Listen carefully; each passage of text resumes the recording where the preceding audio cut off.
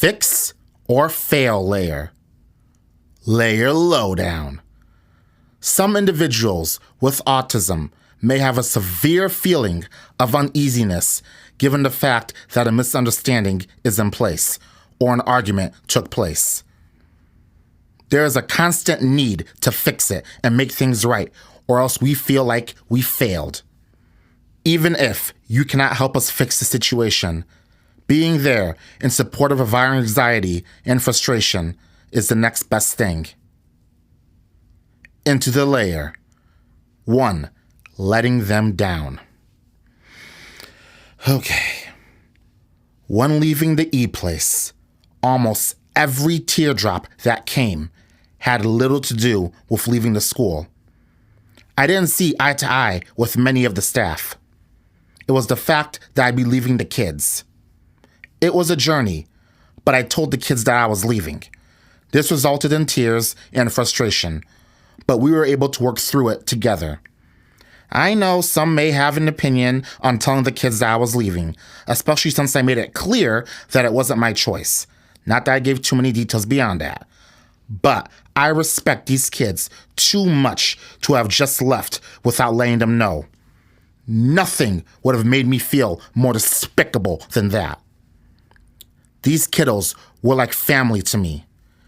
Prior to my notice of not being rehired the following school year, I promised my club leaders that I would see them graduate and be there to support them in 8th grade as well as the club. They needed to know that I couldn't keep that promise. Friday, May 31st, 2024 is the day I can also never forget. It was my last day at the E-place.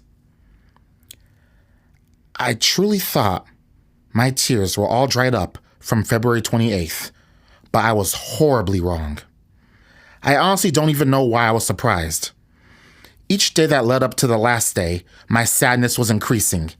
That uncomfortable feeling you get in your stomach was growing. And holding in tears as the days progressed got even harder and harder. I had my last meeting with the club leaders.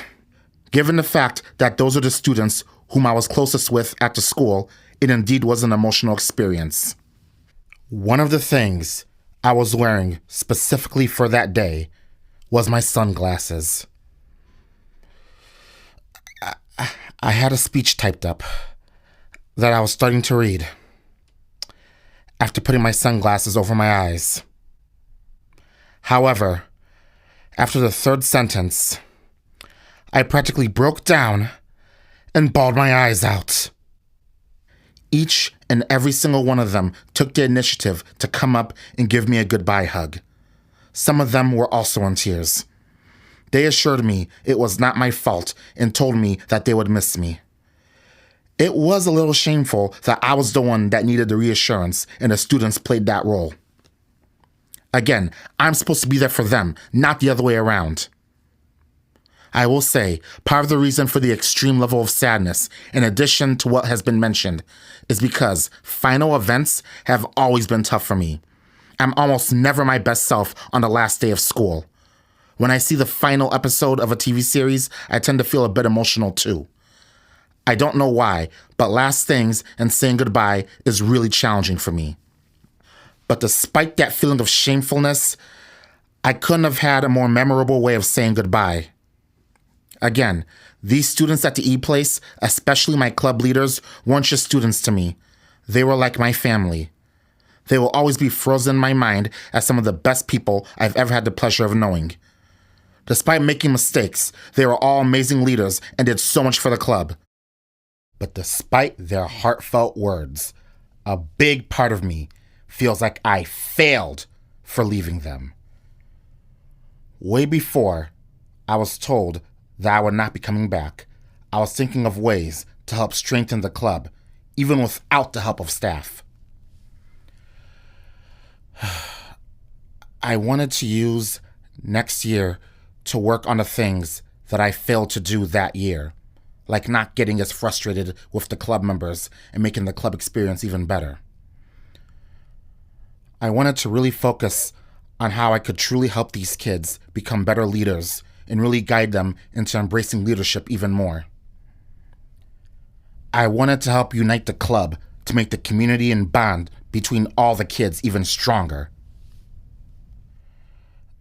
I wanted to teach the kids about disability awareness and how to be even more inclusive and open-minded.